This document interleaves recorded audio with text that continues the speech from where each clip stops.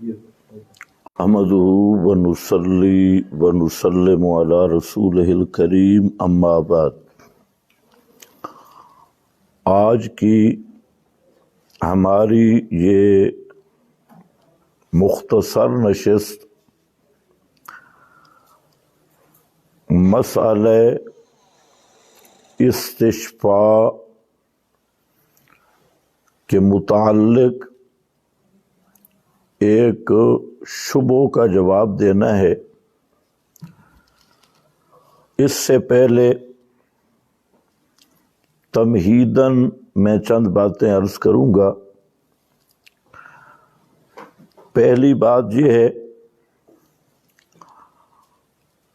کہ شرک کی تاریخ اگر دیکھی جائے تو اس کی ابتدا غلو فی الصالحین سے ہوئی۔ صالحین کے متعلق غلو کر کے شرک کی ابتدا ہوئی، اور خصوصاً مقابر پرستی سے شرک پروان چڑھا۔ نبی مکرم صلی اللہ علیہ وسلم کی بعثت مقدسہ سے پہلے یہود و نصارہ میں قبر پرستی، مقابر پرستی عروج پر تھی، جس کا تذکرہ متعدد احادیث میں آ چکا ہے۔ اسی طرح آپ صلی اللہ علیہ وسلم نے اس امت کو فتنہ قبر پرستی سے روکنے کے لیے کئی ارشادات فرمائے اور اس کے سد باب کا اہتمام فرمایا، جو اپنے مقام پہ کتب احادیث میں درج ہے۔ تو مقابر پرستی کے فتنہ آج بھی عروج پہ ہے، باوجود کلمہ پڑھنے کے اور مسلمان کہلوانے کے۔ آج کے دور میں جو مقابر پرستی، قبر پرستی کا فتنہ ہے، یہ اپنے عروج پر ہے اور شاید ماضی کو بھی پیچھے چھوڑ گیا ہے۔ تو قبر پرستوں کے پاس دلیل نام کی تو کوئی چیز نہیں جس کو شرعاً دلیل کہا جا سکے، صرف چند شبہات ہیں۔ تو اس سے پہلے آپ ذرا یہ بات ذہن میں رکھیں کہ مشرکین مکہ، ان میں بھی سب سے بڑا فتنہ یہی عقیدہ استشفاء کا تھا، جس کو قرآن مقدس نے سورہ یونس میں آیت نمبر 18، اس میں اللہ تعالیٰ نے بالکل واضح کلمات میں ذکر کیا اور مشرکین مکہ کی وہ تعویل ذکر کی جس کی بنا پر وہ غیر اللہ کو پکارتے تھے۔ فرمایا وَيَعْبُدُونَ مِن دُونِ اللَّهِ، اور عبادت کرتے ہیں اللہ کے سوا، مَا لَا يَضُرُّهُمْ، ان کی جو نہ ان کو نقصان دے سکتے ہیں، وَلَا يَنْفَعُهُمْ، اور نہ ان کو نفع دے سکتے ہیں، وَيَقُولُونَ، اور کہتے ہیں ہَؤُلَاءِ، یہ بزرگ شفعاؤنا عند اللہ، ہمارے سفارشی ہیں اللہ کے ہاں، ہمارے کام کروا دیتے ہیں اللہ کے ہاں۔ اب اس آیت پہ ذرا غور کر لیں۔ وَيَعْبُدُونَ مِن دُونِ اللَّهِ، عبادت کیا ہے؟ یہ آپ بارہا سن چکے ہیں اور پڑھ چکے ہیں کہ عبادت ایک عقیدے کا نام ہے۔ کسی ہستی کو ما فوق الاسباب سمیع بصیر علیم سمجھ کے اس کو پکارنا، یہ عبادت ہے۔ یہاں اس لیے میں واضح کر رہا ہوں کہ بعض جو مشرکین کے وکیل ہیں وہ یہاں یہ بھی دھوکہ دیتے ہیں کہ وہ عبادت کرتے تھے اور یہ عبادت نہیں کرتے، اور خود مشرک ملا بھی یہی کہتا ہے کہ وہ عبادت کرتے تھے اور ہم عبادت نہیں کرتے، ہم تعظیم کرتے ہیں۔ تو ہمارا سوال ہے کہ تعظیم اور عبادت میں فارق کیا چیز ہے؟ تو فارق عقیدہ ہی بنے گا۔ تو جدھر سے بھی پھرو گے عبادت وہی الوہیت کا عقیدہ، ما فوق الاسباب سمیع بصیر علیم سمجھ کے، متصرف سمجھ کے بلانا، یہی عبادت ہے۔ تو یعبدون من دون اللہ آیت کے اگلے جملہ سے لا یضرہم ولا ینفعہم سے سیاق سے یہ بات واضح ہو رہی ہے کہ جہاں عبادت خاص کر پکارے، کہ پکارتے ہیں اللہ کے سوا۔ اور عبادت بمعنی پکار قرآن میں بھی معروف ہے اور حدیث میں بھی معروف ہے، فقہ میں بھی معروف ہے، اس میں کوئی اشتباہ نہیں ہے۔ جیسے قرآن پاک میں ہے قال ربکم ادعونی استجب لکم ان الذین یستکبرون عن عبادتی، اوپر ادعونی، نیچے ان عبادتی، ان دعائی نہیں۔ تو اس آیت نے خود بتا دیا کہ حاجات اور مشکلات میں پکارنا کسی ہستی کو، تو یہ اس کی عبادت ہے۔ اسی طرح سورۃ الاحقاف میں وَمَنْ أَضَلُّ مِمَّن يَدْعُو مِن دُونِ اللَّهِ مَن لَّا يَسْتَجِيبُ لَهُ إِلَىٰ يَوْمِ الْقِيَامَةِ وَهُمْ عَن دُعَائِهِمْ غَافِلُونَ وَإِذَا حُشِرَ النَّاسُ كَانُوا لَهُمْ أَعْدَاءً وَكَانُوا بِعِبَادَتِهِمْ كَافِرِينَ۔ کانو بے دعائہم کی جگہ کیا آیا؟ عبادتہم، اور اوپر کیا ہے؟ وَمَنْ أَضَلُّ مِمَّن يَدْعُو مِن دُونِ اللَّهِ۔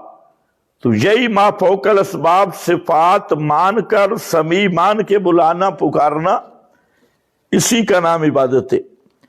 تو فرمایا یعبدون من دون اللہ، پکارتے ہیں اللہ کے سوا ان ہستیوں کو لا یضرہم ولا ینفعہم، جو پکار کی صورت میں نفع نہیں دے سکتے اور نہ پکارنے کی صورت میں نقصان نہیں دے سکتے۔ اور اگر عبادت کو عام بھی رکھنا ہے کوئی مسئلہ نہیں ہے، عبادت عام بھی کرو گے تو پہلا نمبر پکار ہے، پھر نظر نیاز، منت منوتی، سجدہ، تو کوئی مسئلہ نہیں ہے۔ عبادت دعا سے کہیں بھاگ نہیں سکتے، چاہے عام رکھو یا خاص رکھو۔ تو پکار وہی ہے، اسی عقیدہ الوہیت کے ساتھ۔ وَيَقُولُونَ هَؤُلَاءِ، اور کہتے ہیں هَؤُلَاءِ، یہ ہستیاں شفعاؤنا عند اللہ، کہ یہ اللہ کے ہاں ہمارے سفارشی ہیں۔ کس عقیدہ سے پکارتے؟ استشفاء۔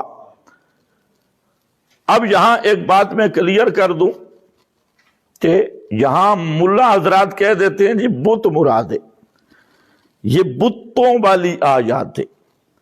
یہ الگ بات ہے کہ العبرۃ لعموم اللفظ لا لخصوص السبب، لیکن ان بیچاروں کو ضابطہ معلوم نہیں، تو ان کی جہاں بھی تسلی کرا دیتے ہیں کہ یہاں بت بت کہنا، تو بت کیا تھے؟ اتنا تو ملا کہہ دیتا ہے بت مراد ہیں، لیکن بتوں کی حقیقت کیا تھی؟ یہاں میرے پاس یہ تفسیر ہے ابو سعود۔ ابو سعود حنفی مفسر ہے، فرماتے ہیں کہ انہم وضعوا هذه الاصنام علی صور انبیائہم و اکابرہم، انہوں نے اپنے انبیاء اور اکابر کی صورتیں بنائی تھی۔ وزعموا انہم متشتغلوا، اور گمان کیا تھا انہوں نے کہ جب وہ مشغول ہوتے ہیں بعبادت هذه التماثیل، ان صورتوں کی تعظیم میں، فَإِنَّ أُولَئِكَ الْأَكَابِرُ، تو بے شک یہی اکابر، یشفعون لہم عند اللہ، سفارش کرتے ہیں ان کے لیے اللہ کے ہاں۔ تو یشفعون، تو انبیاء ایک طریقہ یہی تھا کہ انبیاء کی صور بنا کے، تماثیل، فوٹو بنا کے، اور دوسرے بھی وہ لوگ بھی بڑے وافر مقدار میں موجود تھے، ملا حضرات، پیر حضرات، جو براہ راست اتخذوا قبور انبیائہم مساجدہ، جو براہ راست انبیاء کی قبروں کے ساتھ وہی معاملہ کرتے جو یہ ان پڑھ جٹاٹیٹ مشرک، امی مشرک، یہ تماثیل کے ساتھ کرتے۔ لیکن اصل بات جو جہاں سمجھنے والی ہے وہ کیا ہے، کس عقیدہ سے کرتے کہ زعموا انہم متشتغلوا بعبادت هذه التماثیل، جب ان صورتوں کی ہم نظر نیاز، منت منوتی، سورو پکار کرتے ہیں تو کیا ہوتا ہے؟ طواف کرتے ہیں تو کہتے فَإِنَّ أُولَئِكَ الْأَكَابِرُ، جن کی یہ صورتیں ہیں وہ اکابر، وہ ہمارے سفارش کرتی ہیں عند اللہ، اللہ کے ہاں۔ اسی طرح امام رازی رحمت اللہ علیہ تفسیر الکبیر میں اسی آیت کے تحت فرماتے ہیں کہ وہ لوگ جو تھے وضعوا هذه الاصنام والاوثان على صور انبیائہم و اکابرہم وزعموا انہم متشتغلوا بعبادت هذه التماثیل فإن أولئك الأكابر تكون شفعاء لهم۔ تو امام راضی کی بھی وہی عبارت ہے، فرماتے ہیں کہ انہوں نے انبیاء اور اکابر کی صورتیں بنائی، اور ان کا نظریہ یہی تھا کہ جب وہ مشغول ہوتے ہیں ان تماثیل کی عبادت کو، وہ جو اکابر ہیں جن کی یہ تماثیل اور صورتیں ہیں، وہ ان کے لیے سفارش کرتے ہیں اللہ کے ہاں۔ اگلا جملہ ہے، دیکھ رہے اور سننے والا، نذیرہ فی ھذا الزمان، امام راضی فرماتے ہیں کہ اس زمانے میں ان کی نظیر، اس کی نظیر وہ کیا ہے؟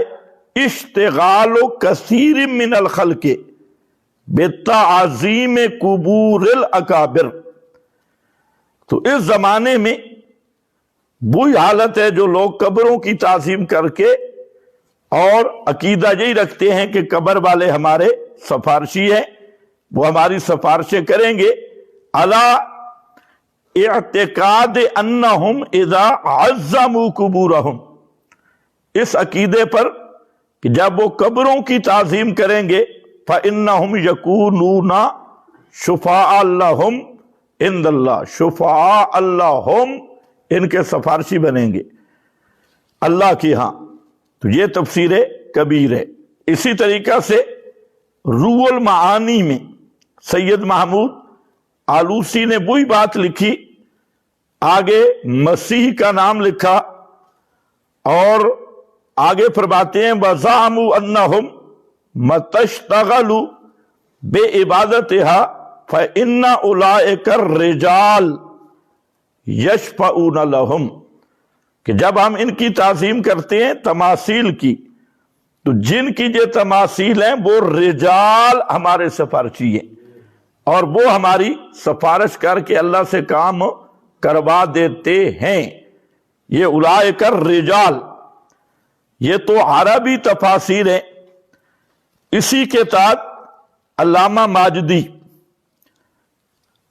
انہوں نے بہت ہی اچھی بات لکھی، فرماتے ہیں اردو تفسیر ہے ماجدی، اس آیت میں تمام مشرک قوموں کے معبودان باطل کی بے حقیقتی بیان کی ہے، اور ان کا یہ جھوٹا عذر بھی کہ ہم ان دیویوں دیوتاؤں کو کچھ مستقلاً متصرف فی الکائنات ذاتی طور پہ نہیں سمجھتے، اور خدا تھوڑا ہی مانتے ہیں، ہم تو ان کی حیثیت مستقل شفیع کی مانتی ہے، مستقل شفیع کی مانتے ہیں۔ عرب کے مشرکین کی طرح یہی عقیدہ عیسائیوں کا بھی ہے۔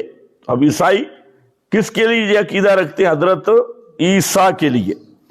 مسیح پرستی کے سلسلہ میں تو کھلا ہوا اور سب کا، اور اولیاء پرستی کے سلسلہ میں ان کے فرقہ کیتھولک کا اولیاء کو وہ شفعاء ہی ٹھہرا لاتے ہیں۔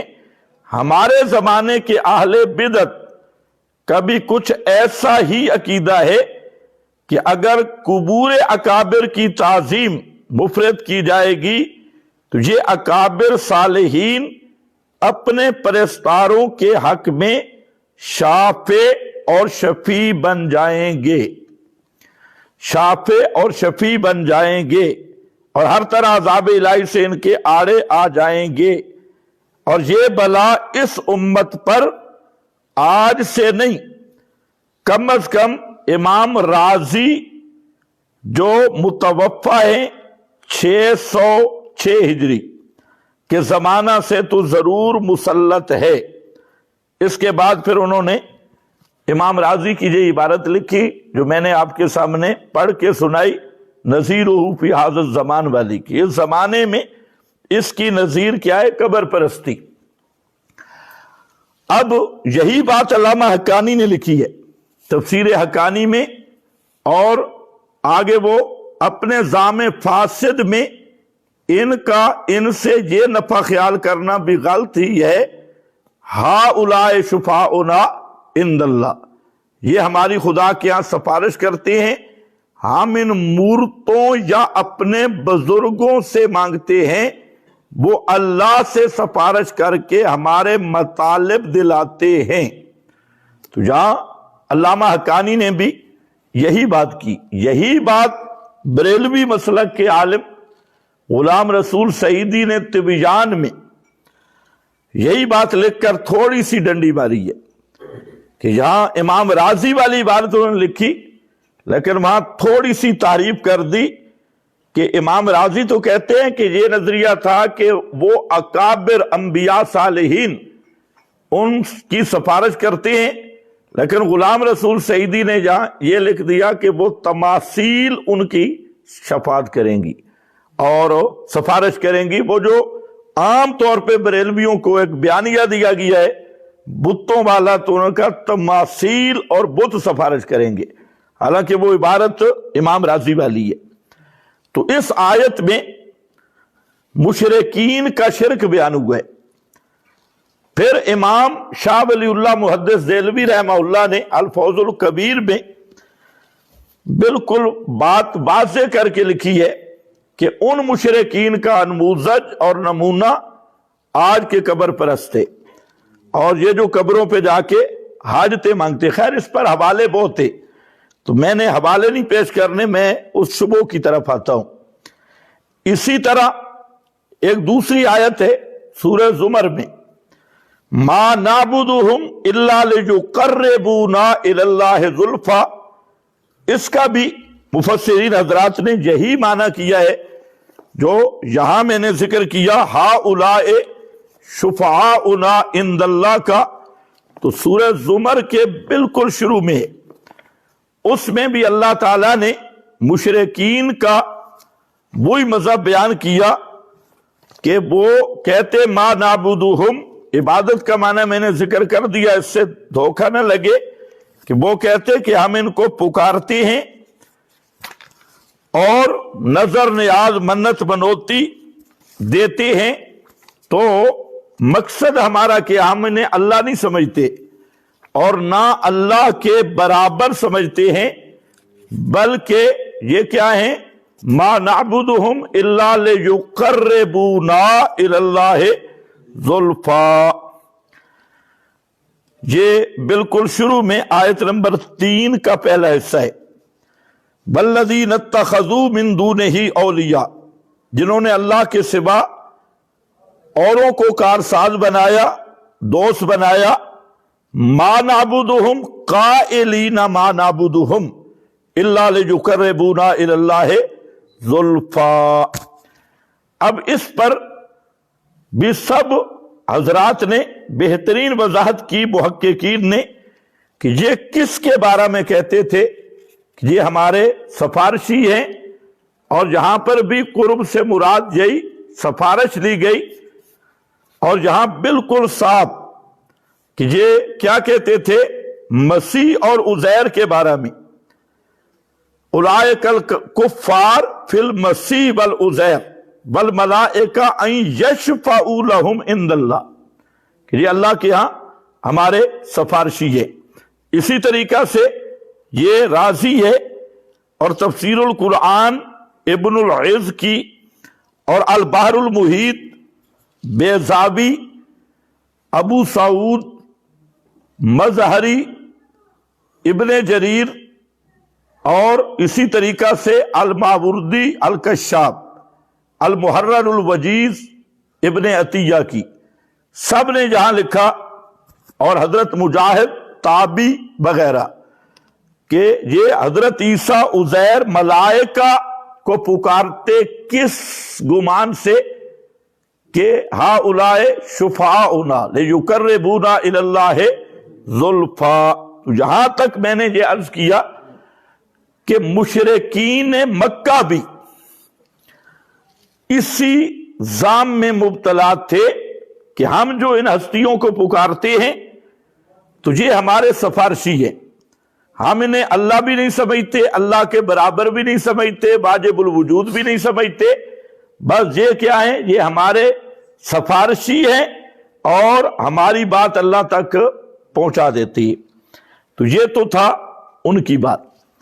اب ذرا آؤ اسی کے تتمہ کے طور پہ، آج جتنے بھی غالی ہیں، چاہے وہ روافظ کی شکل میں ہوں یا دیگر اہل بدعت کی شکل میں، تو وہ جو قریب سے پکارے یا دور سے پکارے، دور قریب مطلب قبر کے پاس جا کے پکارے یا دور سے پکارے، تو ان کا مطمع نظر اور نظریہ کیا ہے، تو ان میں جتنے سمجھدار ہیں وہ یہی پٹی پڑھاتے ہیں، جی ہم تو دعا کرواتے ہیں، ہمارا مقصد تو پکار سے ہوتا ہے کہ یہ ہمارے کام کرا دیتے ہیں، ہؤلاء شفعاؤنا عند اللہ۔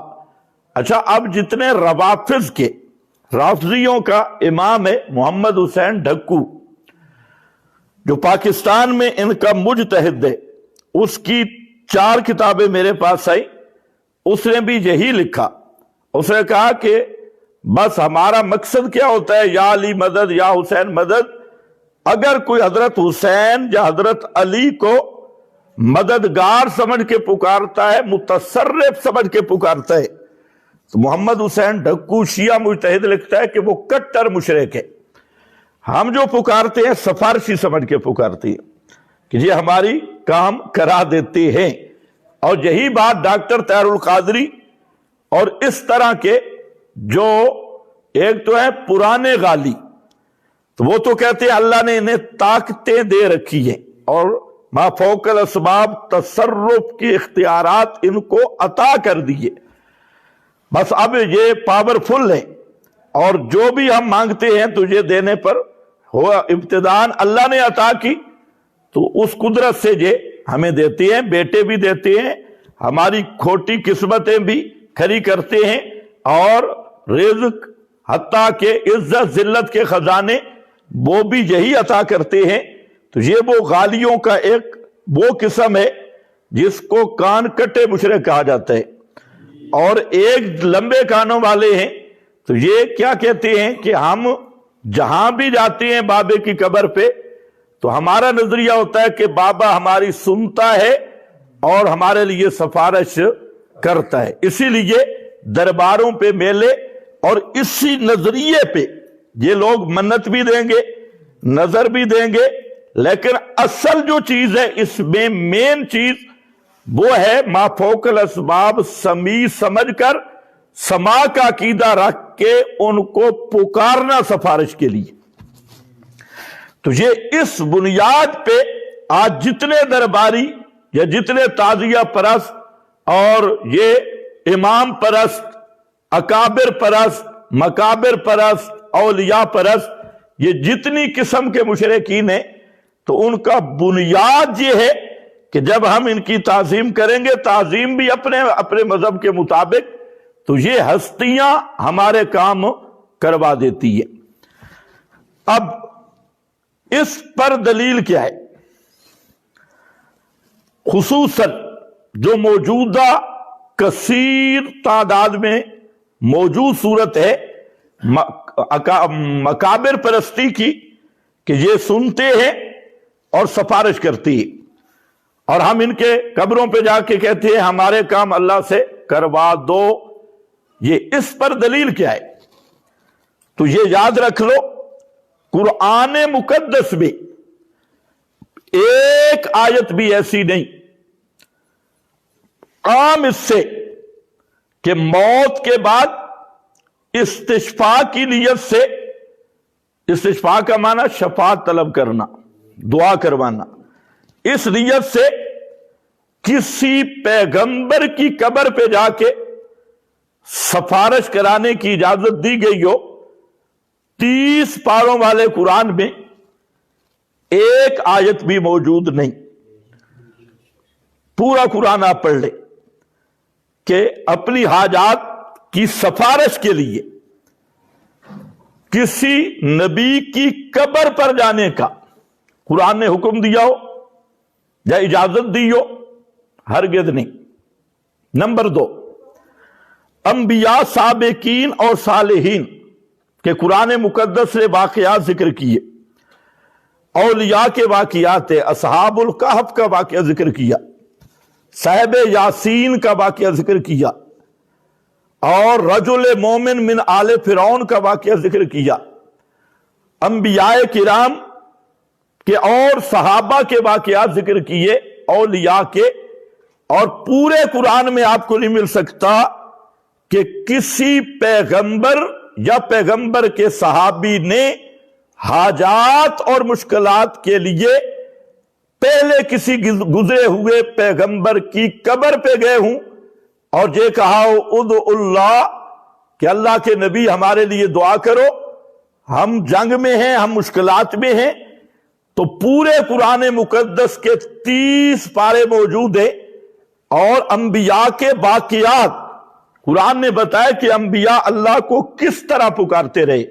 حضرت یونس نے کیسے پکارا، حضرت ایوب نے کیسے پکارا، حضرت یوسف نے کیسے پکارا، حضرت یعقوب نے کیسے پکارا، حضرت نوح نے کیسے پکارا، حضرت آدم نے کیسے پکارا۔ تو یہ سب انبیاء حضرات براہ راست اللہ کو پکارتے رہے، اور کوئی ایک آیت بھی نہیں مل سکتی کہ کسی پیغمبر کو مشکل پڑی ہو اور وہ کسی نبی کی قبر پہ استشفاء کے لیے گیا ہو، اور پورے قرآن میں آپ کو نہیں مل سکتا کہ کسی صحابی کو مشکل پڑی ہو اور وہ کسی سابقہ انبیاء کرام میں سے کسی قبر پہ گیا ہو سفارش کرانے کے لیے۔ تو قرآن اس سے خالی ہے، بلکہ قرآن نے یہی بتایا کہ موت کے بعد تو قبروں پہ جانا دور کی بات، اصحاب پیغمبر اور انبیاء کے صحابہ جب بھی اور خود انبیاء پہ بھی مشکل پڑی تو انہوں نے براہ راست کس کو پکارا ہے؟ اللہ کو پکارا ہے۔ ہاں زندگی میں یہ آپ کو مل جائے گا کہ پیغمبر کے صحابہ نے نبی سے سامنے آ کر دعا کروائی، اور یہ مابر نزاع ہے ہی نہیں۔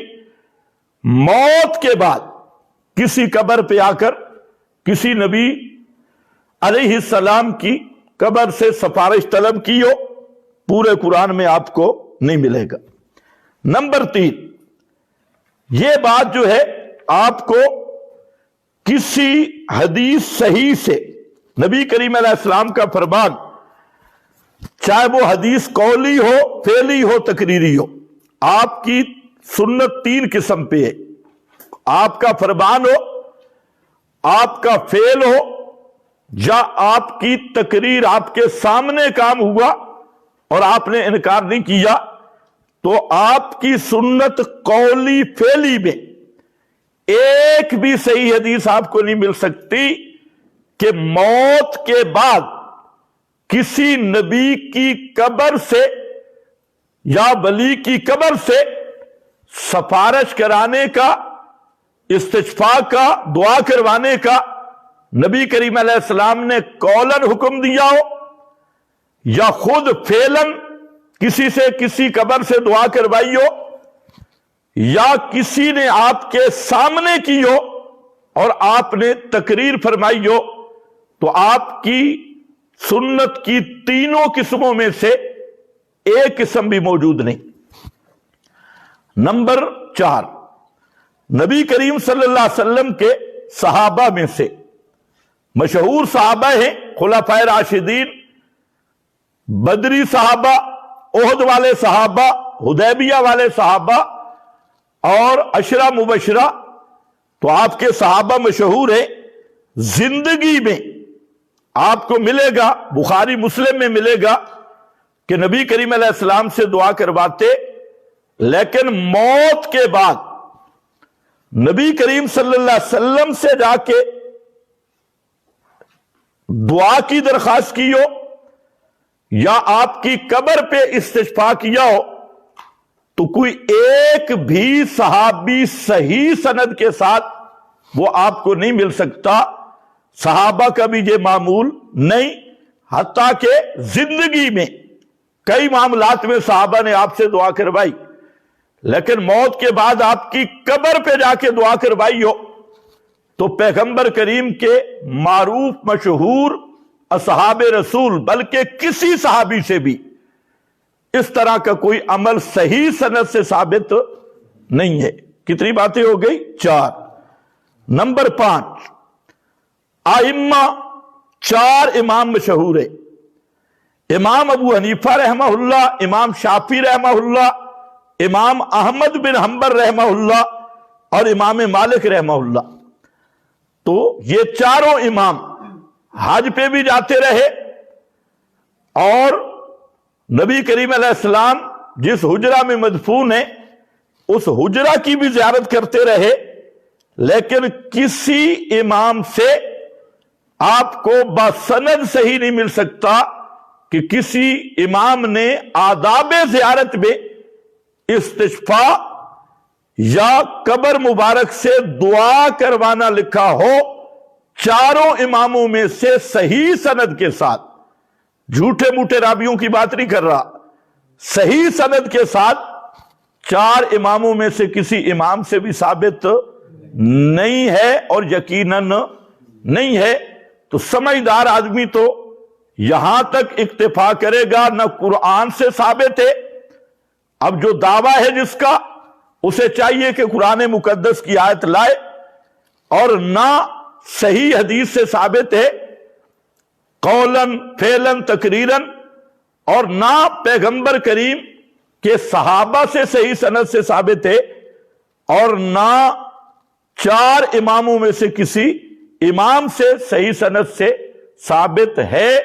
تو جب ان حضرات سے ثابت نہیں، تو امام مالک نے خوبصورت بات کی کہ جو اس وقت دین نہیں تھا وہ آج بھی دین بن سکتا نہیں۔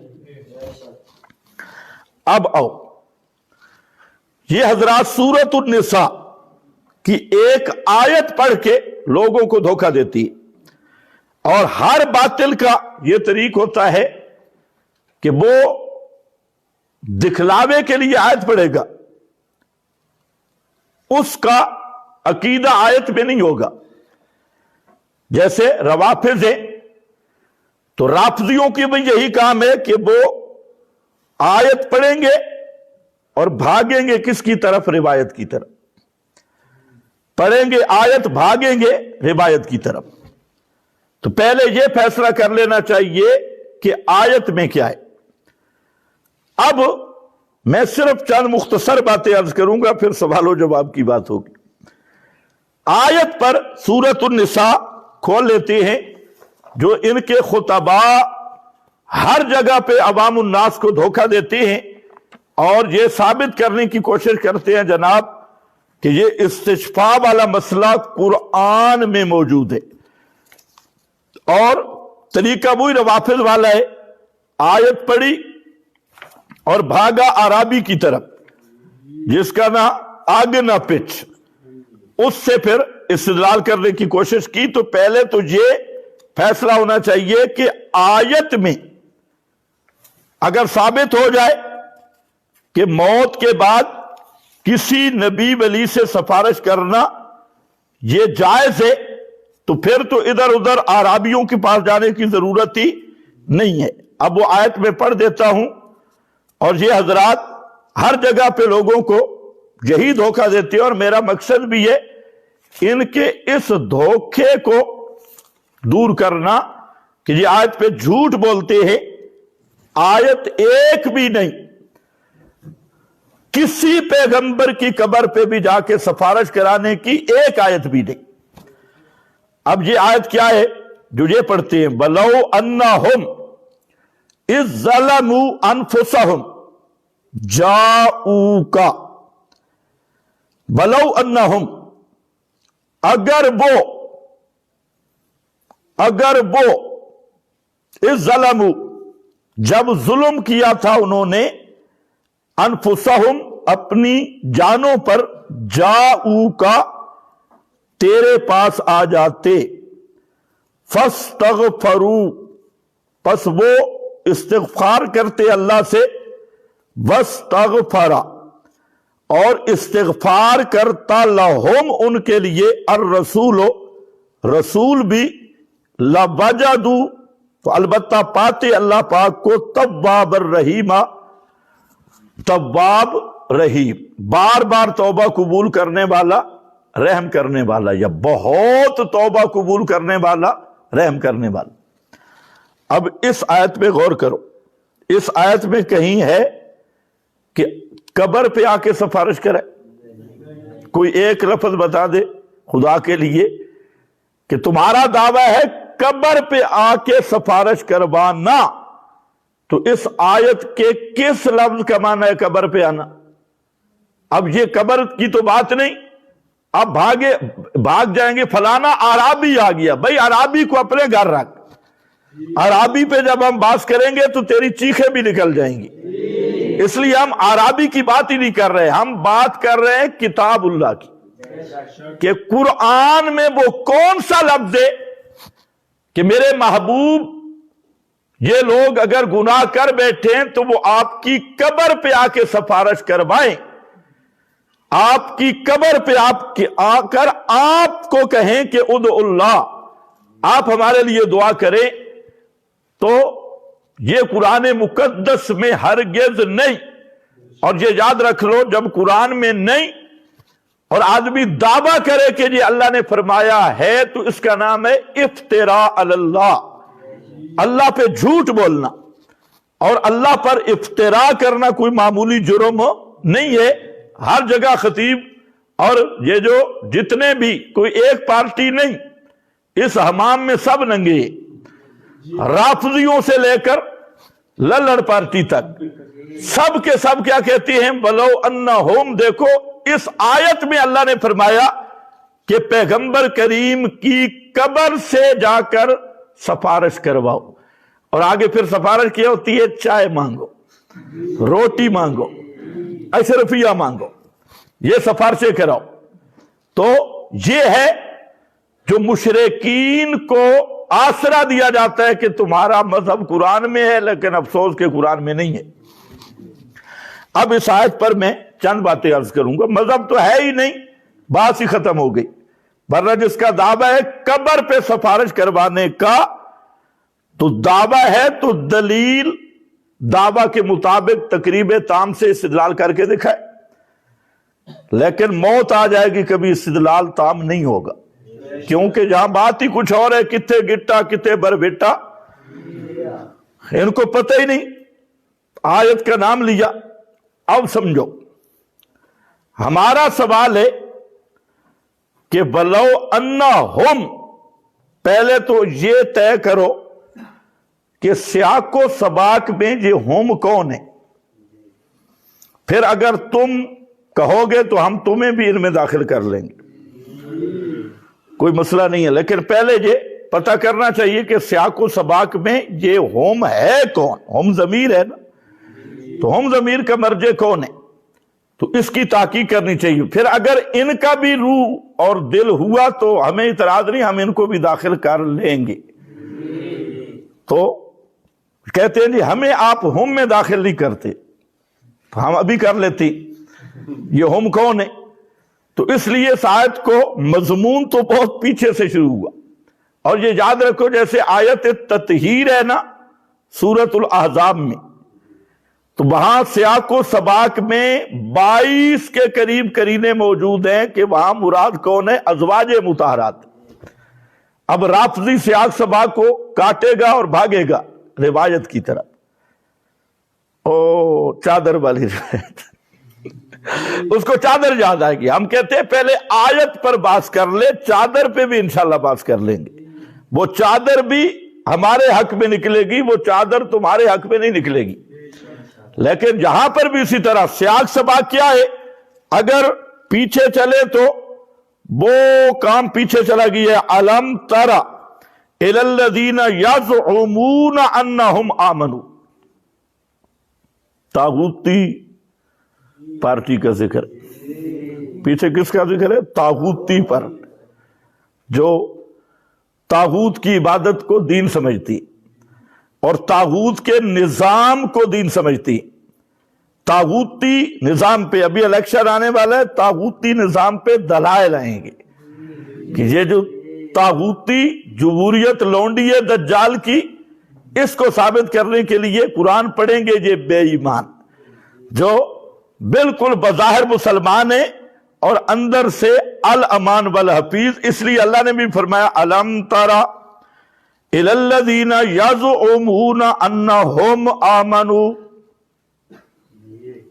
گمان کرتے ہیں کہ وہ مومن ہیں شاید کوئی نہیں، چٹے بے ایمان ہیں. لیکن گمان کیا ہے کہ وہ آمنو، گمان کرتے ہیں ایمان. یہ ہوم کے اندر ان کو لے آتی ہے. یہاں سے کام شروع ہو. یزعمون انہم آمنوا بما انزل الیک وما انزل من قبلک. آگے یریدون ان یتحاکموا الی الطاغوت، ارادہ رکھتے ہیں کہ فیصلہ کروائیں کس سے؟ طاغوت سے. طاغوت سے فیصلہ کروائیں. لگتا ہے باقی یہی ہے بھائی. کہتے ہیں ہم ہیں بالکل، اب تو تم ہو. یتحاکمون الی الطاغوت، طاغوت سے فیصلہ کرائیں. یہ طاغوتی ملا وَقَدْ أُمِرُوا أَن يَكْفُرُوا بِهِ. آگے اب یہ آ گیا نا، یہ کون ہے؟ یزعمون، یاد رکھو جو گمان کرتے ہیں مومن ہے، مومن ہے نہیں. اور کیا ہے؟ یریدون ان یتحاکموا، اور جن کا پروگرام ہے طاغوت سے فیصلہ کروائیں. اور طاغوت سمجھا چکا ہوں، اللہ کے قانون کے مقابل ہر حاکم غیر اللہ، وہ طاغوت ہے، ہر دجال اور ابلیس. آگے فرمایا اور ارادہ کرتا ہے شیطان ان یضلہم، کہ گمراہ رکھے ان کو جو ذلہ ہم آ گیا، ہم کر توجہ کہ انہیں شوق ہے اس ہم میں آنے کی، آ جاؤ۔ وَإِذَا قِيلَ لَهُمْ، پھر آ گئی، جب کہا جائے ان کو، آ گیا ہم منافق، ہم طاغوتی، جب کہا جائے ان کو تعالوا الی ما انزل اللہ، آؤ قرآن کی طرف اور رسول کی طرف، رأیت المنافقین، ہم اب اللہ نے نکال دیا، ہم کون ہے، مرج خود بدل، رأیت المنافقین، دیکھے گا تو کس کو، منافقوں کو۔ پھر آگے یصدون، اس میں بھی ضمیر ہے، اذا اصابتہم، کنتے آؤ ہم، یہ ہم پھر وہی منافق، بما قدمت ایدیہم، پھر وہی منافق، جاؤکا، اس میں بھی ضمیر وہی منافق، یحلفون، یہی منافق، آگے ما فی قلوبہم، یہی منافق، اعرض عنہم، ان سے اعراض کر میرا پیغمبر، یہ کون، یہی استشفاء والے ہیں، یہی منافق، اعرض عنہم وعظہم، پھر ہم یہی منافق، باز کر ان کو، وقل لہم، پھر ہم آ گیا، پھر یہی ہم یہی منافق، فی انفسہم، ہم پھر وہی منافق، اب ولو انا ہم، ولو انا ہم، اس کے بعد بھی ہم دیکھتے جاؤ، ولو انا ہم، تو فرمایا یہ جو منافق ہیں، طاغوت سے فیصلے کروانے والے، کٹر منافق، یہ طاغوت کی طرف فیصلے لے جاتے ہیں، اور پیغمبر، زندہ پیغمبر کریم موجود ہوں تو یہ طاغوت سے فیصلے کرواتے ہیں، اوروں سے جا کے فیصلے کرواتے ہیں۔ تو اب ولو انہم، اگر یہ منافقین جب ظلم کرتے ہیں اپنے نفسوں پہ، ظلم کرتے ہیں، منافقت کرتے ہیں، بے ایمانی کرتے ہیں، اور طاغوت سے فیصلے کرواتے ہیں، تو ظلم کر بیٹھتے ہیں، تو اس کا طریقہ کیا ہے، جاؤکا، جاؤکا، یہ جاؤ کبرا کا، جاؤکا، تیرے پاس آتے، اور پیغمبر بھی ان کے لیے استغفار کرتے، اور یہ خود بھی اللہ سے کیا کرتے، استغفار، نبی بھی ان کے لیے استغفار کرتے، اور منافقت سے یہ توبہ کرتے، اللہ سے استغفار کا معنی منافقت چھوڑ دیتے، پیغمبر کریم صلی اللہ علیہ وسلم کا جو دل دکھایا تھا اس کا بھی تدارک کرتے، تو اللہ انہیں معاف کر دیتا۔ اب بتاؤ، یہ سارے آنا چاہتے ہیں ہم میں، تو ہم کہتے ہیں آ جاؤ، تو اس سے استشفاء بھی ثابت ہوگی، اور تمہارا کٹر طاغوتی منافق ہونا بھی ثابت ہوگی۔ اب عجیب بات ہے، ایک بات مانتے ہیں دوسری نہیں مانتے، اور کہتے ہیں کہ تم ہمیں روکتے ہو ہم سے، ہم کے مرجے میں داخل نہیں ہے، تو ہم کہتے ہیں آؤ ماشاءاللہ بسم اللہ تم داخل ہو، آ جاؤ، اتنے بے ایمان ہو، اور کتاب و سنت کو چھوڑ کر کتابڑیاں روایتیں پڑھنے والے، اور رسول صحابہ کو چھوڑ کر عرابیوں کی کہتے پڑھنے والے، آ جاؤ تم ہو اس ضمیر میں۔ لیکن اگلی بات ذرا سمجھنی ہے کہ وہ ہے جاؤ کا، جاؤ کبرا کا نہیں، تو اب انہوں نے جاؤ کا کو محرف کر دیا، کس کے ساتھ، جاؤ کبرا کا۔ قرآن میں قبر کی بات پورے قرآن میں نہیں۔ اب یہ بیچارے ہیں بھی بالکل سادے سے بے ایمان، سمجھتے بھی نہیں، اور کیا کہتے ہیں کہ دیکھو جی، جاؤ کا، تیرے پاس آئیں، اب یہ نہیں سمجھتے، آگے فوراً کہہ دیتے ہیں یہ حکم اب بھی باقی ہے، تو ہم کہتے ہیں جاؤ کا ممکن ہے صحیح، اب پیغمبر کریم کے پاس جانا کہیں ممکن بھی ہے، اس کا تحقق بھی ہے۔ اس پہ تین باتیں عرض کروں گا، اور اہل انصاف سے میری بات ہے کہ جو اپنا ایمان اور عقیدہ کتاب و سنت کے مطابق بنانا چاہتی، اور جو خواہ خواہ ضدی اناڑی ہیں ان سے میری بات ہی نہیں ہے، جو وہ مرضی نغمے سناتے رہے۔ جاؤ کا سب فقہا نے مسئلہ لکھا ہے، بلکہ آپ کی کنز میں بھی ہے، ساری کتابوں میں ہے، کہ ایک آدمی قسم اٹھاتا ہے کہ زرتوں کا، میں تیری زیارت کروں گا یعنی تیرے پاس آؤں گا، ایک ہی معنی ہے، تیری زیارت تیرے پاس آؤں گا۔ اب وہ اگر موت کے بعد آیا تو قسم نہیں ٹوٹے گی، کیونکہ موت کے بعد اب اس کے پاس نہیں آیا، اس کی میت کے پاس آئے۔ تو معلوم ہوتا ہے مجیت الی الشخص اور چیز ہے، اور مجیت الی القبر یہ اور چیز ہے۔ موت کے بعد مجیت جاؤ کا تحقق ہی نہیں۔ موت کے بعد آپ کی قبر پر جانا ممکن تھا، اب وہ بھی نہیں۔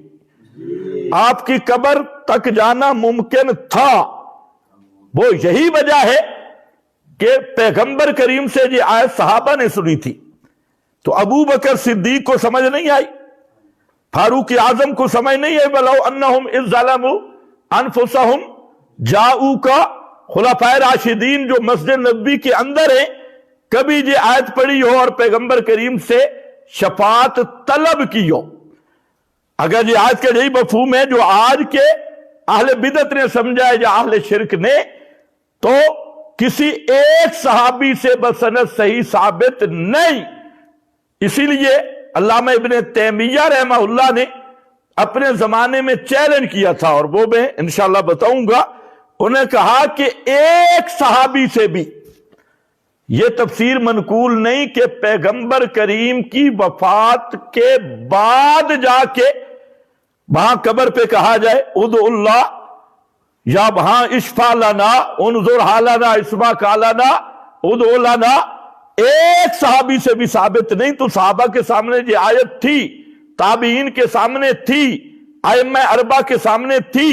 تو اب ہمارا سوال یہ ہے کہ صحابہ نے قرآن نہیں سمجھا، یا صحابہ کی محبت کم تھی، یا صحابہ پیغمبر کریم کے ادب سے معاذ اللہ ناواقف تھے؟ تو ہمارا ایمان ہے صحابہ کرام نے جو محبت رسول کے رموز سیکھے اور سمجھے، اور جو قرآن مقدس کا مفہوم انہوں نے سمجھا، بعد میں آنے والے ساری کائنات جمع ہو کسی ایک صحابی کا مقابلہ بھی نہیں کر سکتے۔ تو اس لیے جہاں جو دوسرا لفظ، پہلی بات میں نے عرض کی تھی انہم میں اگر آتے ہو تو دو باتیں ثابت ہوں گی، ایک تمہارا منافق ہونا اور دوسرا استشفاء۔ دونوں اگر مانتے ہو تو ہم تمہاری بات مان لیں گے، بھی تم ہو بھی کٹر منافق، اس لیے تم جاؤ۔ اور دوسری بات جو ہے جاؤ کا ہے، جاؤ قبرہ کا نہیں۔ میں نے عرض کیا کہ کسی شخص کے پاس جانا اور بات ہے، ورنہ وہاں جو جاؤ کا تھے نا وہ صحابی بنتے تھے۔ آپ کی قبر پہ جا کے کوئی صحابی بنتا ہے؟ کیوں نہیں بنتے؟ جاؤ کا جب ہے تو کہے نا کہ ہم آپ کے پاس پہنچ گئے۔ جاؤ کا آپ کی مجلس نصیب ہو گئی تو پھر صحابی ہونے کا دعویٰ کرے یا صاحب بتائیں کہ ہم ابو جہل اینڈ کمپنی ہیں، ابو جہل اینڈ کمپنی ہے، صاف ایمان ہے تو صحابی، بے ایمان ہے تو ابو جہل اینڈ کمپنی۔ یہ اینڈ کمپنی اس لیے کہا کہ ابو جہل کا بیٹا مباحث ہو گیا تھا، اکرمہ، تو خیر روحانی اولاد کہہ سکتی ہے۔ تو جاؤ کا یہاں یہ بات ذہن میں رکھنی ہے۔ اب جو ان کا سب سے بڑا بنیادی شبہ ہے تو وہ کہتے ہیں دیکھو جی یہ آیت ہے اور آیت کا حکم قیامت تک ہے۔ آیت کا حکم کیا ہے؟ قیامت تک ہے، لہذا ہم بے شک منافق ہیں، لہذا اب بھی اگر ہم جائیں تو ہو سکتے ہماری بخشش ہو جائے۔ تو ہم کہتے ہیں بہت اچھا، یہ بھی بنیادی نقطہ تم نے نہیں سمجھا کہ اللہ تعالیٰ نے پیغمبر کریم کو کئی احکام دیے، اور یہ آپ کو معلوم ہے کہ احکام جو قرآن مقدس کے ہیں لا یکلف اللہ نفسا الا وسعہا، تو وہ ہوتی ہے موت تک۔ اب صرف یہ آیت نہیں، یہ بالکل کودن ہے۔ اور بھی بہت ساری آیتیں ہم پوچھ سکتے ہیں کہ قرآن پاک میں اللہ نے فرمایا یا ایھا النبی جاہد الکفار والمنافقین، کہ اے نبی کافروں اور منافقوں کے ساتھ جہاد کرو، تو اب آپ جہاد کیوں نہیں کرتے؟ سوال ہے، اس پر تو میں سینکڑوں آیات پیش کر سکتا ہوں۔ اللہ نے کیا فرمایا؟ یا ایھا النبی جاہد الکفار واغلظ علیہم۔ تو اگر یہ موت کے بعد بھی حکم باقی ہے تو پھر اب فلسطین میں جانا آپ پہ واجب بنے گا یا نہیں بنے گا؟ جاہد الکفار والمنافقین۔ تو یہ ایسی باتیں کرتے ہیں کہ کوئی عقل والا آدمی کر نہیں سکتا، اور اس کا الزام پیغمبر پہ لگاتی۔ یہ سب سے افسوسناک پہلو ہے۔ اگر یہ احکام اب بھی باقی ہیں تو یا ایھا النبی جاہد الکفار والمنافقین، پھر دوسرے نمبر فرمایا فقاتل فی سبیل اللہ، کہ میرے پیغمبر آپ اللہ کے راستے میں قتال کرو۔ یا ایھا النبی بلغ ما انزل الیک من ربک، اے نبی، اے بلند شان والے، قرآن کی تبلیغ کرو۔ ان لم تفعل فما، تو بلغ یہ بھی قرآن ہے، تو یہ بھی قیامت تک حکم باقی، آپ تبلیغ کیوں نہیں کرتے؟ بلغ، یہ سارے الزام اللہ کے رسول پہ لگاتے ہیں اپنی جہالت کی بنیاد پہ۔ اگر یہ احکام قیامت تک ہے تو پھر اب بھی آپ پہ تبلیغ کرنا فرض ہو، اب بھی قتال کرنا فرض ہو۔ یا ایھا النبی حرض المؤمنین علی القتال، اے محبوب حرض المؤمنین علی القتال، مومنوں کو جہاد کی ترغیب دو، قتال پر ابھارو، ترغیب دو۔ تو یہ حکم کیوں اب نہیں ہے؟ کہتے ہیں یہ حکم قیامت تک ہے۔ تو یہ احکام اذا کنت فیہم فاقمت لہم الصلاۃ، جب آپ ان میں ہوں تو آپ امام بنے، آپ نماز قائم کرائیں۔ تو اب مسجد نبوی کا امام تو کوئی اور بنا ہوگا، تو قرآن تو کہتا ہے اقمت، آپ اگر موجود ہوں تو امامت آپ نے کروانی ہے۔ فاقمت لہم الصلاۃ، اس طرح کے بے شمار احکام قرآن میں موجود ہے۔ اور سب سے بڑی بات کر رہا ہوں اسی آیت پر، اسی کے ذرا اگلی آیت بھی پڑھ، انہوں نے یاد کیا ہے لا تقربوا الصلاۃ وانتم سکارا۔ ایک آدمی نے آیت پڑھی یا ایھا الذین آمنوا لا تقربوا الصلاۃ، اسے نماز چھوڑ دی، خراٹے لینے لگا۔ اور کسی نے پوچھا خدا کے بندے نماز کیوں نہیں پڑھتا؟ اس نے کہا واہ، قرآن کی کیا شان ہے، عظیم الشان کتاب ہے۔ اور میں کہتا ہوں خدا کی قسم معجزانہ کلام۔ کیسے؟ کہتے میری اچانک نظر پڑی اور وہاں میرے دل میں تھا اتنی سردی میں کون نماز پڑھے، وضو بھی کرنا ہے، تو قرآن نے صاف لکھا تھا لا تقربوا الصلاۃ، ایمان والوں نماز کے قریب نہیں جانا۔ تو وہ مولوی صاحب تھا، اس نے کہا آگے بھی پڑھنا وانتم سکارا۔ اس نے کہا مولوی صاحب خوف خدا کر، پورے قرآن پہ بھی کوئی عمل آج تک کر سکے؟ تو کیا اب کہتا ہے بھئی پورے قرآن جتنا حصے پہ عمل ہو جائے اللہ معاف کر دے۔ ہاں، تو انہوں نے بھی میرا خیال ہے کوئی ایسے استاد سے پڑھے کہ صرف ایک آیت کے بارے میں کہتے ہیں جی حکم اب بھی باقی ہے، اور باقی آیات وہ کبھی دیکھی نہیں۔ انہوں نے کہا بس ٹھیک ہے انتم سکارا بعد میں دیکھ لیں گے، فی الحال اس پہ عمل کر لیں۔ اب اسی کے ساتھ والی آیت دیکھو اور ذرا غور کرنا، کیا فرمایا؟ فلا وربک لا یؤمنون حتی یحکموک جاؤک، یحکموک، جاؤک بھی ضمیر تو یحکموک بھی، اور فلا وربک یہ قرآنی فتوی ہے۔ اللہ قسم اٹھاتے ہیں کہ تیرے رب کی قسم یہ مومن نہیں جب تک تجھ سے فیصلہ نہ کروائے، جب تک۔ تو یہ حکم اب باقی نہیں۔ اگر یہ حکم اب باقی ہے تو ان کے سارے مفتی اور ملا فلا بربک لا یؤمنون، انہوں نے جو اپنے مدارس میں دارالفتاء کھولے ہیں اور سارے قدوری پڑھ مفتی بیٹھے ہیں اور سارا 4 رسالے پڑھ کے جی ہم مفتی اعظم ہیں، تو قرآن کیا کہتے ہیں؟ جب تک تجھ سے فیصلہ نہیں کروائیں گے کون ہوں گے؟ فلا وربک لا یؤمنون، جو مرضی ہوں، مفتی ہوں، قاضی ہوں، مولوی ہوں، شیخ ہوں، لیکن لا یؤمنون، مومن نہیں۔ تو اب آپ سے فیصلہ کیوں نہیں کرواتے بھئی؟ اب روایتیں کیوں؟ اب آرابی کیوں؟ اس مسئلے کا بھی فیصلہ نبی پاک سے کیوں نہیں کرواتے؟ اور اپنے مفتی پال کے رکھے ہیں قربانی والے بیلوں کی طرح، موٹی موٹی گردنیں، تو ان کو کس لیے رکھا جب پیغمبر حکم باقی ہے، جاؤ کا بھی حکم باقی ہے آپ سے، اب بھی سفارش کرائی جا سکتی ہے، تو آپ سے فیصلہ کیوں نہیں کروایا جا سکتا؟ تو اگر آپ سے فیصلہ ممکن ہے تو پھر فلا وربک لا یؤمنون تمہارا کافر ہونا قطعی ہے۔ اور اللہ نے قسم اٹھا کے فرمایا کہ پیغمبر سے فیصلہ نہیں کروائیں گے تو کون بن جائیں گے؟ کافر۔ اب تمہاری مرضی ہے، اگر جاؤکا کا حکم اب بھی ہے تو جو حق کے موکا کا حکم اب بھی ہے تو پھر تمہارا کافر ہونا منسوس بن جائے گا۔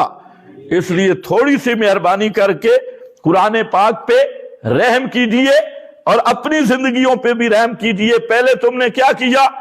اتنی کوشش کی ضمیر میں داخل ہونے کے لیے، اور ہاتھ کیا آیا؟ رأیت المنافقین، اور وہی ضمیر تھی، تو منافق بننے کا شوق تھا۔ پھر شوق آگے بڑھ تو جاؤکا کی تعریف کر دی، لفظ جاؤکا پڑھا اور معنی کیا تیری قبر پہ آئے، جاؤ قبرہ کا، اور پھر اوپر کہہ دیا اللہ نے فرمایا، حالانکہ جاؤ کا ہے، جاؤ قبرہ کا نہیں، میں بتا چکا ہوں مجیت الی شخص اور ہے، مجیت الی القبر اور ہے۔ اور پھر تیسرے نمبر پر یہ کہا کہ حکم قیامت تک باقی ہے، تو میں نے کہا یہ صرف یہ یا اور بھی کچھ؟ تو اور چند مثالیں میں نے دی، اس طرح آپ بے شمار مثالیں تلاش کر سکتے ہیں۔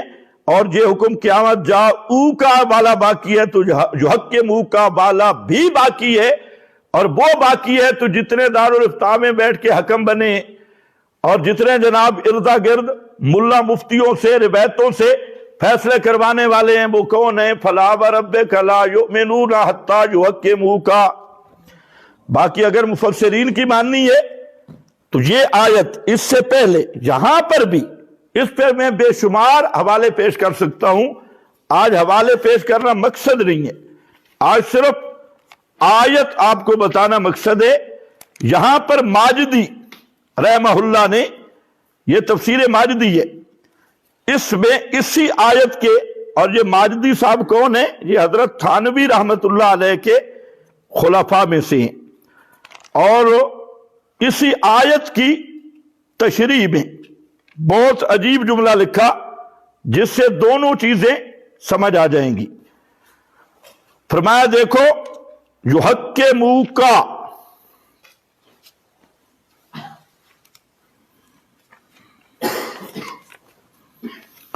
فلا وربک، آیت نے اسے صاف کر دیا۔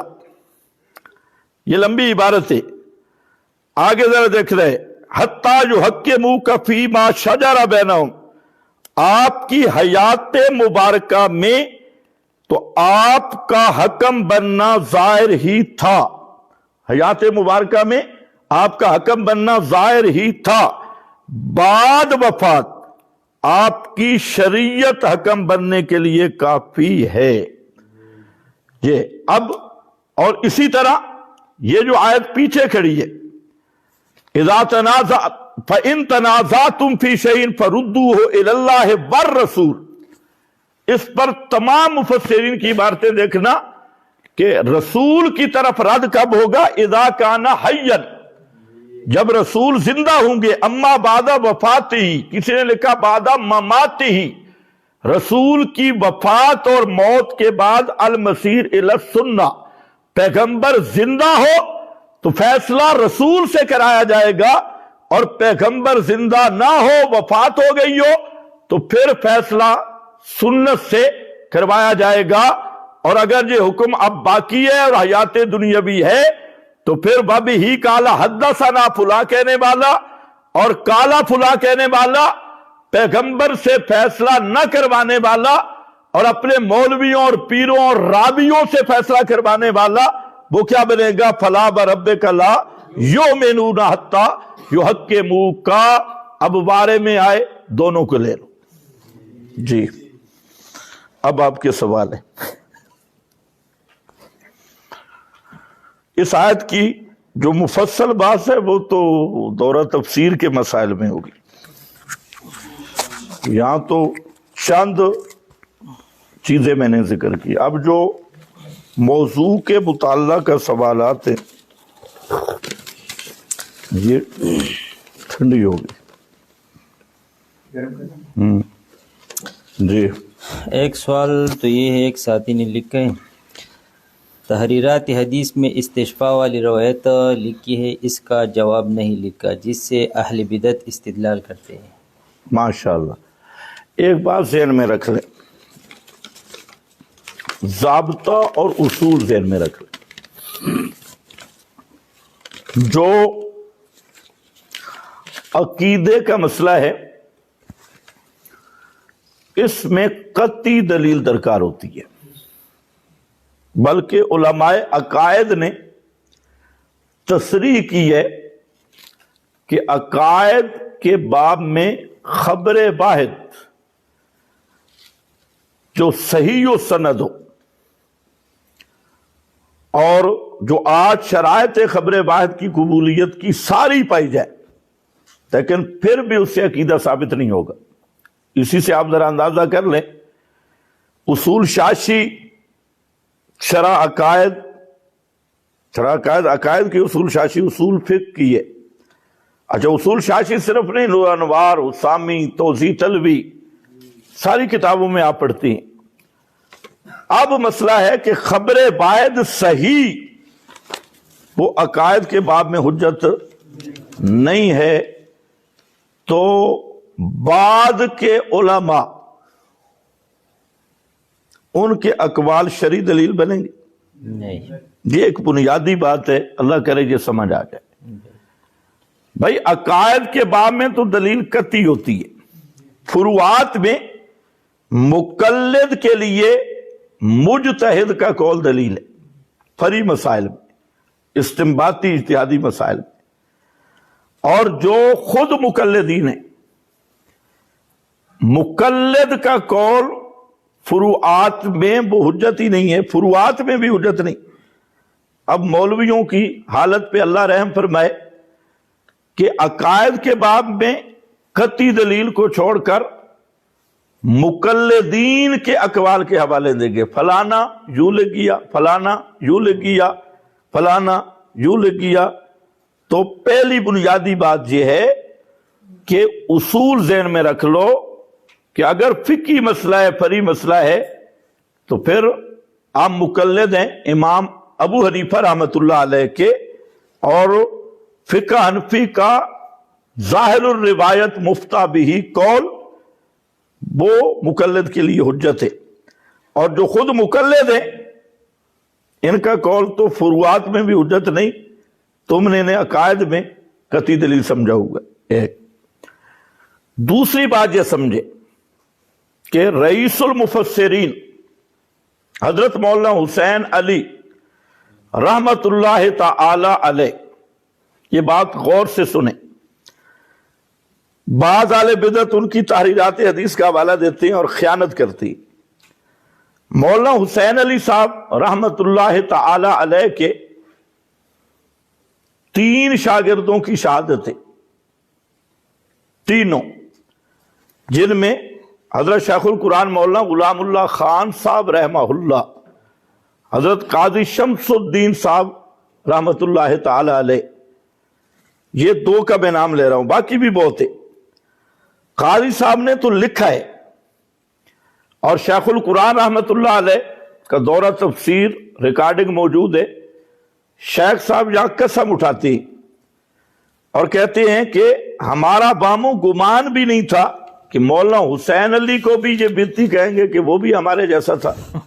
हमारे उस्ताद इतने सख्त थे, लेकिन हमारे तसव्वुर में भी नहीं था।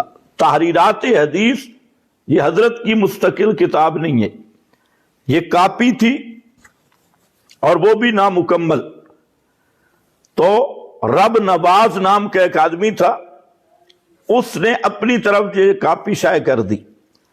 उसमें बाज मकामात पे ये चीज हुई कि रिवायात आ गई। हजरत की आदत है पहले रिवायात जमा करते हैं फिर जवाब देते हैं। तो रिवायात छप गई और उनका जवाब नहीं छपा। तो हजरत शाखुल कुरान कहते हैं मैंने हजरत को कहा कि हजरत ये तो कल लोग आपके बारे में भी कहेंगे। तो फरमाते हजरत बड़े परेशान थे और कहते थे कि अल्लाह ये रब नवाज जो है इसको अल्लाह हिदायत दे। इसने पूछा ही नहीं, नामुकम्मल कापी शाये करा दी है। और कहते हैं उस वक्त तो हमें वामो गुमान भी नहीं था कि ये फितना भी खड़ा होगा। फिर खुद कहते हैं कि नज़ीर खां कोई मस्जिद थी कि वहां के मौलवी ने कोई रिसाला लिखा और कहा कि मौलाना हुसैन अली भी इस्तिजफा का कायल था। तो मौलाना के अपने शागिर्द मौजूद। यही बात है ना कि फौजी को बीवी ने खत लिखा और उसने कहा कि मैं बेवा हो गई हूं। तो फौजी बेचारा रोने लग गया। तो लोगों ने पूछा भाई क्यों? उसने कहा खत है। तो हजरत काजी साहब ये बताते थे, काजी शमसुद्दीन साहब की ये मकूल है, यही बात समझाने के लिए। तो लोगों ने कहा भाई तू जिंदा मौजूद है, तू बीवी कैसे बेवा हो गई? तो फौजी ने कहा आखिर लिखा जो पढ़ा है। तो अब ये है सारा फौजी वाला खत। तहरीरात हदीस मौलाना की मुस्तकिल किताब नहीं। सारे कान खोल के सुन लो कि रिवायात लिखी है और वहां जवाब नहीं शाये हुआ, कुछ हिस्सा शाये हुआ, कुछ जिस तरह ये तफंचा किताब एक शाये हुई आपके पड़ोस से। तो अब तफंचा वो एक नामुकम्मल कापी थी, रफ कापी। तो अगर आप मेरी रफ कापियां चेक करें तो वहां राफिदियों के इबारतें लिखी हैं, दुनिया के हर बातिल मजहब के इबारात लिखी हैं। मैंने अब शुरू में लिख दिया कि इससे इस्तेदलाल नहीं करना, क्योंकि हो सकता है मैं जाऊं और पीछे कोई अल्लाह न करे ऐसा साहबजादा आए कि वो शाये कर दे और तुम समझो कि पता नहीं उस्ताद भी शिया था या कि आज आखिर पे रुजू कर लिया। तो ये होती है नामुकम्मल कापियां, तो मुकम्मल नहीं होती। उसमें हम बाज इबारात लिखते हैं फिर उसका जवाब की जगह छोड़ देते हैं, या इबारात हमारे ज़हन में होती है कि इसका जवाब क्या है और वहां जवाब लिखने का मौके नहीं मिलता। तो इस तरह की ये कापी थी। अब अगर मौलाना हुसैन अली का शौक ही है ना, तो आओ तुम्हें मौलाना हुसैन अली के हाथ की लिखी हुई किताब दिखा देता हूं। उसमें अगर चस ना आए तो पैसे वापस। ये है तफसीर बेनज़ीर। इसमें माशाअल्लाह जरा आप अंदाजा करें इन खाइन लोगों का, इसी तरह इन्होंने अकाबिर पे झूठ बोला हुआ है। तो इससे यह भी पता चल गया कि किताबें देखकर ना बुजुर्गों पे फतवे में जल्दबाजी करो, क्योंकि पता नहीं उनकी लिखी है या किसी साहबजादा ने खामा फरसाई फरमाई है या किसी शागिर्द ने। अगला जुमला जरा मुतरादिफ है, उसको मैं छोड़ रहा हूं। तो खैर, और इसके पर मैं इंशाअल्लाह मुस्तकिल बात करूंगा फिरका उस्मानिया की जो शैतनत है उसके जवाब में। तो अब चूंकि हमारा वो मौजू नहीं है, तो जहां मौलाना हुसैन अली साहब रहमतुल्लाह अलैह सफा 183 है, तफसीर बेनज़ीर का बहुत खूबसूरत जुमला है। उन्वान हजरत कायम करते हैं कौलुल मुशरिकीन मा जवाबी। क्या है? कौलुल मुशरिकों का कौल उसके जवाब के साथ। किसका कौल? मुशरिकों का। अब वो क्या है? मुशरिकों का कौल। इस पर हजरत ने वही रिवायत लाए, कालल मुशरिकून, मुशरिकों का कौल जिक्र किया कि उलमा ने पैगंबर करीम की कब्र के पास वो शफात वगैरह तलब की। तो अल जवाब, मौलाना हुसैन अली जवाब देते इन्नहु मिनल अकाजीब वल्लज़ी फी हाज़िल हिकायात لا یفعلہ الا المشرکون، یہ اکاذیب ہے اور یہ جو حکایتیں ہیں یہ صرف مشرکوں کا کام ہے، کوئی مباحث یہ کر سکتا نہیں۔ کچھ کام ٹھنڈا ہوا ہے، اس بندے کو کہتے ہیں جی یہ بھی استشفاء کا قائل تھا۔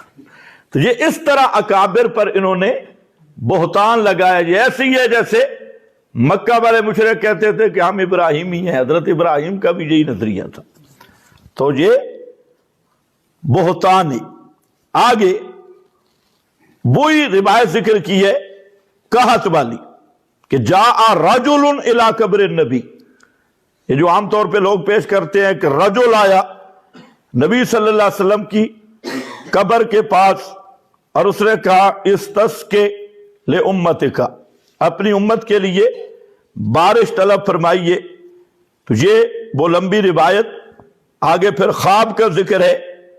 تو فرماتے ہیں مولانا حسین علی صاحب رحمہ اللہ ان ھذا لیس من اصحاب رسول اللہ، یہ رجل یہ صحابہ میں سے نہیں ہے۔ اور آگے بل ہوا مجہول الحال و مجہول الاسم و اسناد غیر معلوم الصحہ، اس کی سند بھی غیر معلوم الصحہ ہے اور یہ جو آدمی ہے یہ مجہول الحال ہے، اس کی بات کا کوئی اعتبار نہیں ہے۔ آگے کہتے ہیں بعض نے کہا یہ بلال بن حارث تھا، تو کہتے ہیں اس کی سند میں سیب بن عمر الزبی ہے، اجمعوا علی ضعفہ، یہ اس کے ضعیف ہونے پر اجماع ہے اور ساتھ اس پر زندیق ہونے کی تہمت بھی ہے کہ یہ زندیق تھا۔ خیر یہ اس پہ میں بات ابھی نہیں کر رہا، ہمارا مقصد تو آیت تھی۔ تو مولانا حسین علی صاحب رحمہ اللہ کے یہ بطور نمونہ کے ایک بات میں نے جہاں ذکر کی، ورنہ شروع میں بھی حضرت نے وہ جاء اعرابی، اعرابی آ گیا جی دیہاتی، نبی صلی اللہ علیہ وسلم کی قبر پر اور وہاں لیٹنے لگ گیا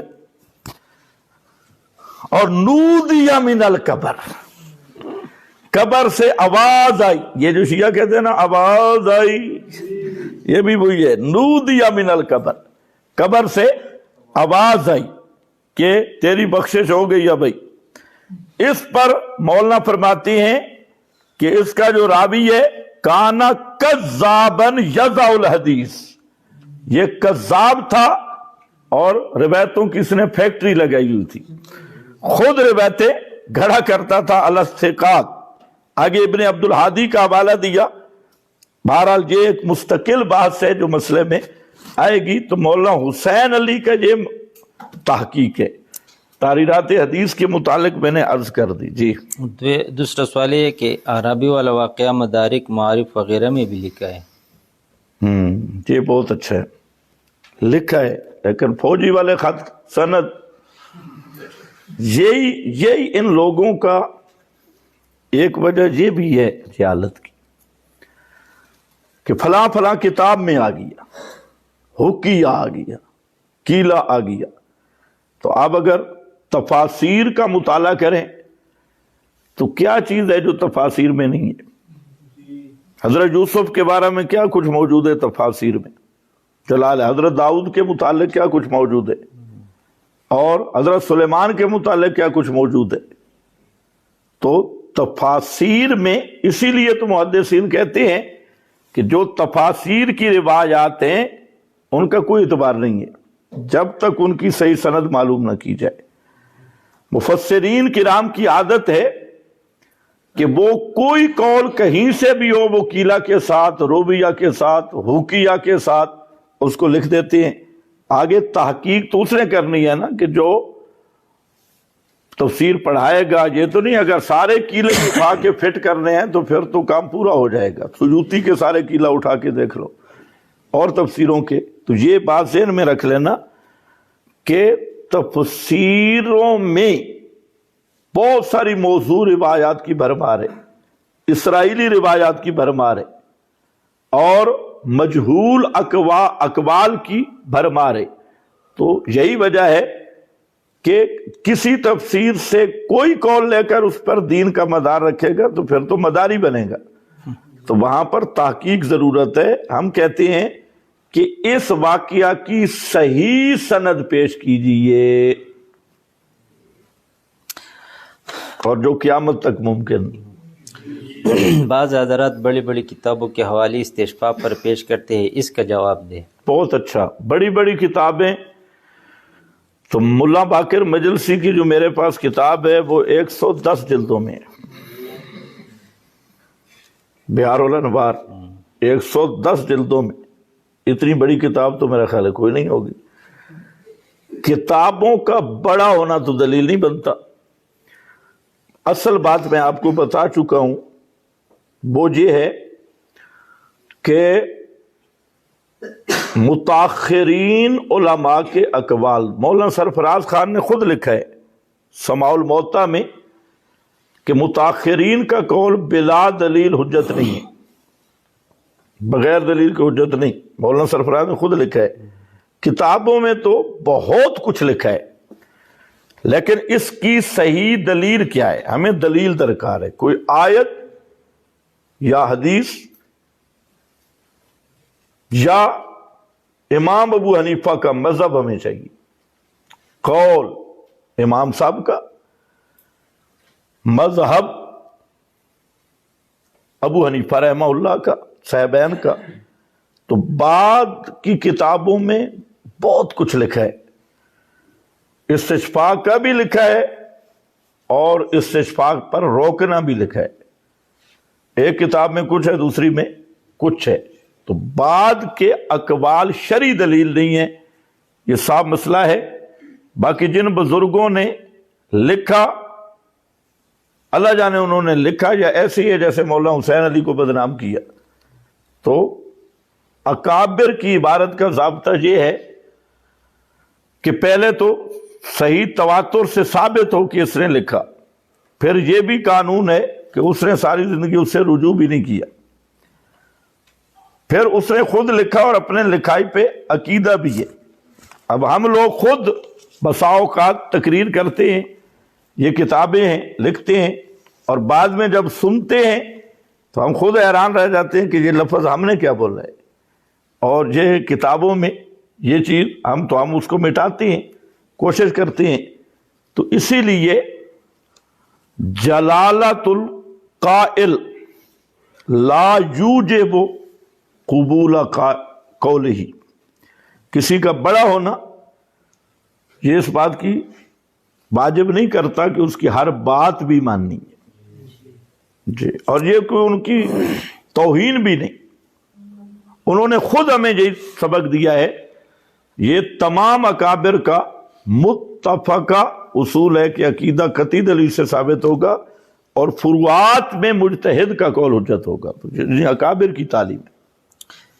استشفاء والوں کا حکم کیا ہے؟ حکم تو ہم نے آج تک کبھی نہیں لگایا، کیونکہ ہم اگر عرض کریں تو شکایت ہوگی۔ تو ہم تو آج تک، یہی تو ہمارا دعویٰ ہے کہ آج تک الحمدللہ زندگی میں دو باتیں ذہن میں رکھ لو، زندگی میں آج تک میں نے ایک فتویٰ بھی اپنی طرف سے نہیں لگایا۔ کسی کے پاس ہو دلیل تو ہاتھوں برہانکم، میں رجوع کروں گا۔ اگر میں نے لگایا ہے، میری طرف فتویٰ ہے، تو میں اسے رجوع کر لوں گا۔ میں نے آج تک کوئی فتویٰ اپنی طرف سے نہیں لگایا، ایک۔ نمبر دو، آج تک میری اپنی انفرادی تحقیق کوئی بھی نہیں،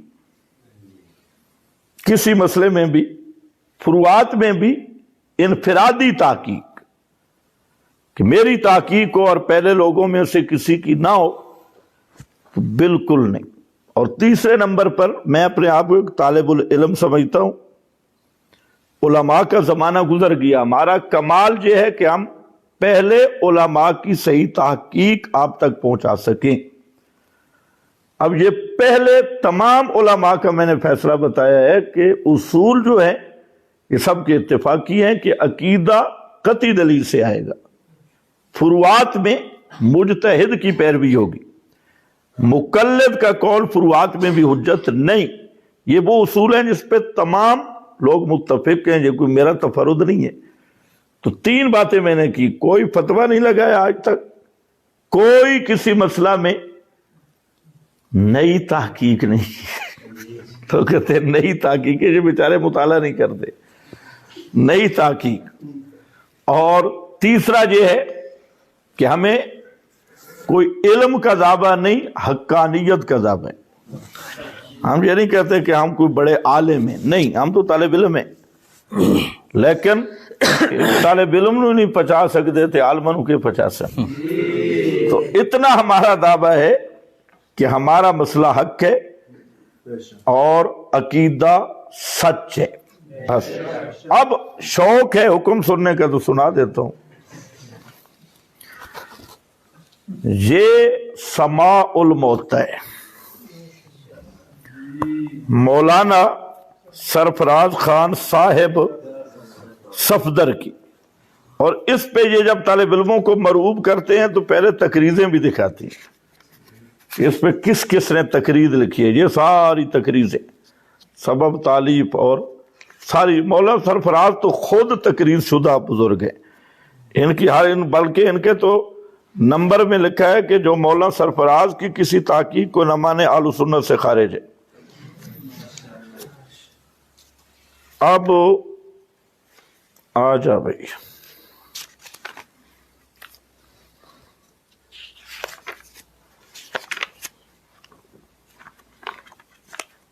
آ جا جلدی آ جا۔ یہ مولانا سرفراز خان صفدر صاحب، پہلے یہ سمجھ لیں کہ مولانا امام ابن تیمیہ اور امام ابن القیم کو اپنے اکابر سمجھتا ہے۔ جنت کا باغ وغیرہ میں انہوں نے تشریح کیا ہے کہ ابن القیم بھی اور ابن تیمیہ بھی اکابرا باولیاء ہذہ الامہ، اس امت کے اکابر بھی ہیں اور اولیاء بھی ہیں۔ اب یہ لکھ کر اسی سماع الموتع میں حضرت نے صاف لکھا کہ امام ابن تیمیہ، حافظ ابن القیم، علامہ ابن عبد الہادی، بدر الدین بالی اور علامہ آلوسی، ان سب کا نام لکھ کر فرماتے ہیں کہ یہ استشفاء کے قائلین کو مشرک کہتی ہیں۔ کون؟ امام ابن تیمیہ اور حافظ ابن القیم اور بدر الدین بالی، ابن عبد الہادی اور علامہ آلوسی۔ اب ان کے اپنے حوالے بھی ہیں مختلف، لیکن یہ مولانا سرفراز کا میرا خیال ہے سب لوگ ان کے حوالے پہ اعتماد کرتے ہیں، تو اصل کتابیں بھی ان کی موجود ہیں۔ تو مولانا کا اپنا حوالہ جو ہے ماشاءاللہ وہ زبردست ہے، اور ہے بھی ان کا جن کو یہ اپنے اکابر مانتے ہیں۔ کہتے ہیں حافظ ابن تیمیہ رحمہ اللہ کی طبیعت میں شدت اور حدت تو تھی ہی۔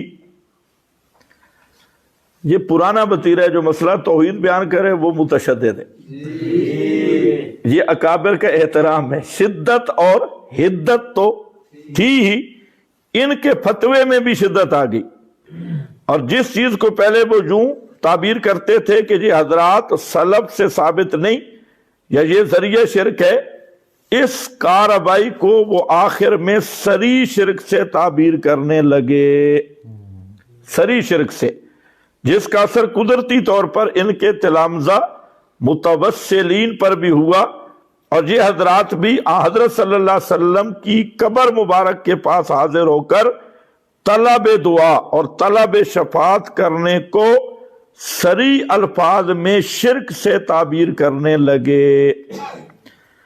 چنانچہ حافظ ابن القیم، علامہ ابن عبد الہادی، حافظ ابن رجب امام بدر الدین بالی وغیرہ اسی نظریہ کے قائل ہیں، اور علامہ آلوسی کا بھی اس مسئلہ کے بارے میں وہی نظریہ ہے۔ یہ کون ہے؟ مولانا سرفراز خان صفدر۔ اب یہ میرا فتویٰ جو سنا رہا ہوں، حافظ ابن تیمیہ ابن القیم، یہ وہ بزرگ ہیں جن کو مولانا خود اکابر اہل سنت مانتی ہیں۔ تو جو اکابر اہل سنت ہیں اور اس امت کے اولیاء ہیں، وہ قبر سے شفاعت طلب کرنے والوں کو کٹر مشرک سمجھتی ہیں۔ امام اہل سنت۔ ایک ساتھی نے سوال کیا، علامہ صاحب ایک اشکال ہے کہ ہم وَلَوْ أَنَّهُمْ إِذْ ظَلَمُوا آیات کو شان نزول تک کیوں محدود رکھتے ہیں، حالانکہ کس نے قرآن رکھا ہے؟ قیامت تک کے لیے ہے؟ یہ اگر تو- ہم دوسری فرقوں کے خلاف قرآن پیش کرتے تو وہ ان آیات کو شان نزول تک محدود رکھتے ہیں، تو ان میں اور اب میں کیا فرق؟ بات تو وہی ہے کہ اس کو بھی کہو بھئی تھوڑا عقل حاضر رکھے۔ ہم نے خاص کیا ہے، ہم نے کہا آ جاؤ تم بھی ہم میں۔ خاص تو ہم رکھتے تو اس کا مطلب تھا کہ صرف اسی دور کے منافق اس میں شامل ہیں۔ تو ہم تو کہتے ہیں، ہم نے تو دعوت دی کہ آ جاؤ تم بھی اس کا فرد بن جاؤ، تو پھر ہم نے مخصوص کب کیے؟ آپ نہیں سمجھے؟ تو ہم نے تو عام رکھا، ہم کہتے ہیں تم بھی آ جاؤ اور ہوم کے نیچے آ جاؤ تاکہ کٹھے جاؤ آگے۔ جی جی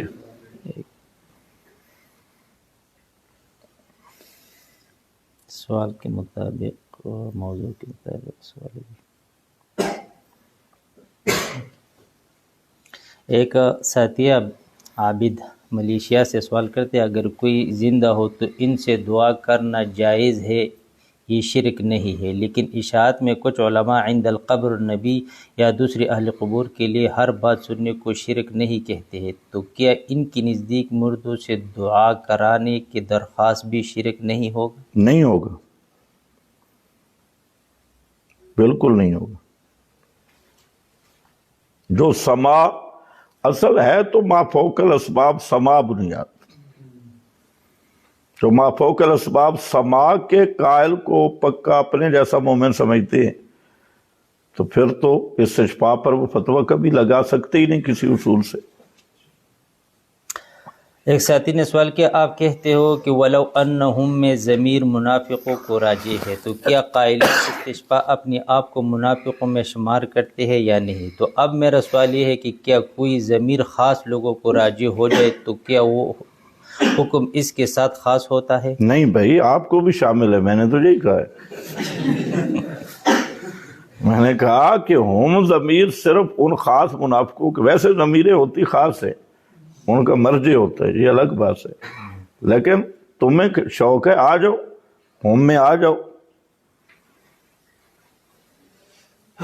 خاص تو ہم تب کرتے ہیں نا کہ وہ خاص منافق جو کعب بن اشرف کے پاس فیصلہ لے گئے تھے، ہم کہ صرف وہ مراد ہے، ہم کہتے ہیں نہیں یہ بھی ہے ساتھ، لیکن فائدہ نہیں ہوگا نا۔ ہم ضمیر کے اندر داخل ہو کر بھی فائدہ تب ہوتا کہ آگے قبرہ کا کیا لفظ ہوتا، جاؤ کا میں بے شک منافقوں والی بوری میں داخل ہو کے ہم ضمیر کا فرد بن کے بھی آگے پھر فائدہ کوئی نہیں ہوگا۔ ویسے ہی سوال باقی ہے لیکن موضوع کے موافق نہیں۔ چلو وہ پھر الگ کر لیتے ہیں۔